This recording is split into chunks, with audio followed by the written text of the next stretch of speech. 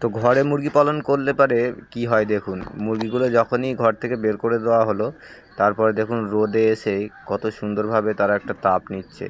এতে করে কি হয় যে মুরগি ছেড়ে পালন করলে পারে এই সমস্ত সমস্যাগুলো দেখা যায় না, কিন্তু যারা ঘরের ভেতরে বা মুরগি ধরে রেখে পালন করে বা খাঁচায় পালন করে সেই ক্ষেত্রে এই প্রবলেমগুলো দেখা যায়।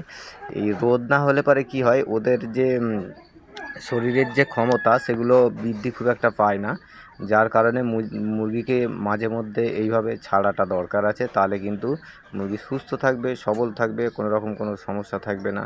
তো এই ধরনের আরও তথ্য জানতে হলে পরে আমাদের চ্যানেলটা সাবস্ক্রাইব করে আমাদের সঙ্গে থাকবেন। তাহলে কিন্তু আমাদের চ্যানেলে যেসব ভিডিওগুলো আপলোড হয় বা যেগুলো করা আছে সবই কিন্তু এরকম একটা জানকারি তথ্য নিয়ে ভিডিও বানানো আছে। আপনারা চাইলে গিয়ে ওখানে ভিডিওগুলো দেখতে পারেন, তাতে করে আপনাদের মুরগি পালনের ক্ষেত্রে অনেক সুবিধা হবে এবং বুঝতে পারবেন, শিখতে পারবেন। তো ভালো থাকবেন, সুস্থ থাকবেন।